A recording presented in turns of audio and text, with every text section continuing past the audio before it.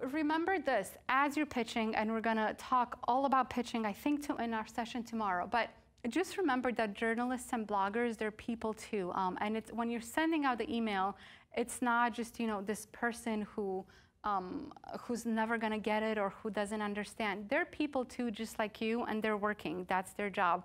Just like your job is to be an entrepreneur and to work at growing your business, their job is to be an editor or a blogger and work on increasing their readership.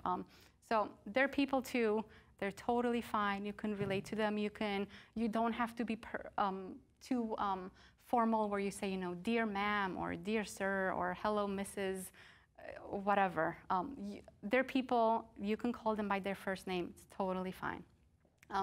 And then more importantly, don't take no or no answer personally. So if you pitch someone and they say, you know, I'm sorry, I'm not interested in this right now, or it's not a good fit, it's fine. Don't think like, oh, I'm a bad person, or oh, my products must not be great. It's just, it wasn't a good fit for that magazine at that time.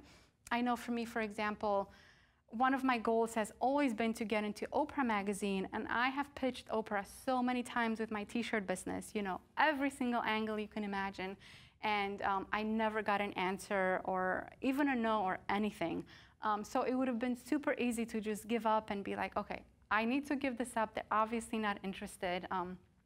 But what I did is I accepted that, and I said, you know, okay, maybe that's fine.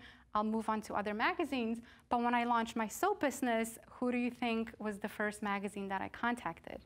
It was Oprah magazine. And I didn't hear any response back when I pitched for the holiday gift guides. And then I decided, well, let me pitch again for Valentine's Day. So I think you guys know where all this is going. But I pitched a couple of weeks ago for Valentine's Day, and the editor wrote back and she said, oh, these are awesome. We're working on a wellness issue in February, and I think this would be great. Can you send me some samples? So, you know, the February issue still hasn't come out.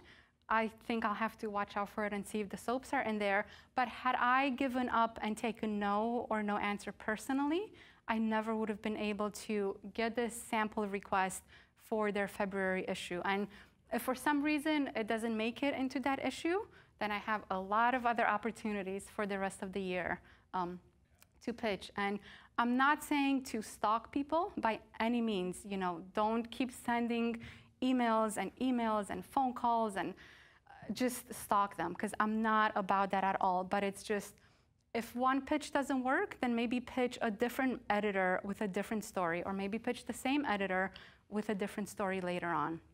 So it's all about just pacing yourself and being respectful of their time too, and just approaching it differently. Maybe what you're offering the first time was not a good fit that time, but who knows, it might work later on.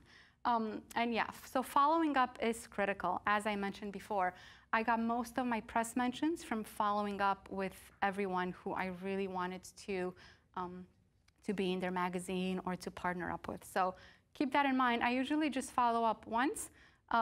With magazine pitches. With other things like affiliate partners or marketing partners, I'll follow up more than twice over the course of a couple of months. But with magazines, just once, I think is enough. And then if there is no interest, then just move on to a different pitch or a different editor.